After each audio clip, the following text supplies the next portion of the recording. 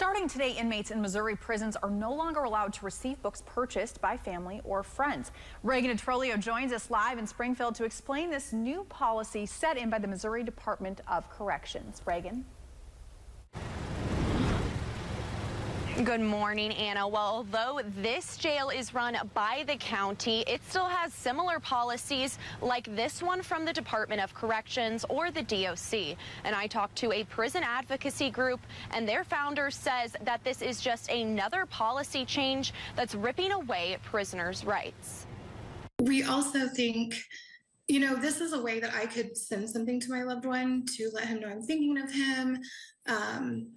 Birthdays, holidays, things like that. And so we can no longer do that. Books were the only thing that we could send them. Lori Curry is the founder of Missouri Prison Reform. She says the personal aspect of picking out a book and sending it to a loved one who's locked up isn't possible anymore. They can ask, they can say, "Hi, I want this book," and we could send them money.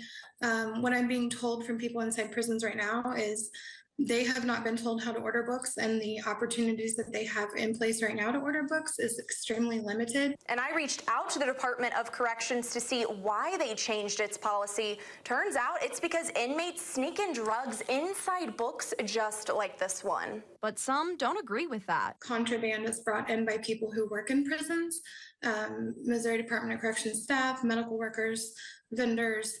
And so we don't believe that this book policy is necessary for the drugs. And the Greene County Sheriff's Office also has strict rules in place for its jail and have for a while. Paige Rippey says the policy has proven successful. Our biggest focus here is safety and security of the inmates.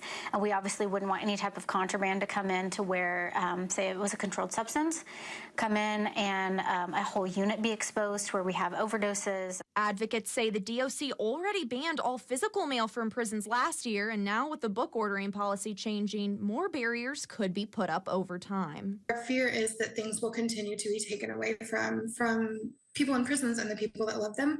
And our fear is that the next step would be to remove in-person visits.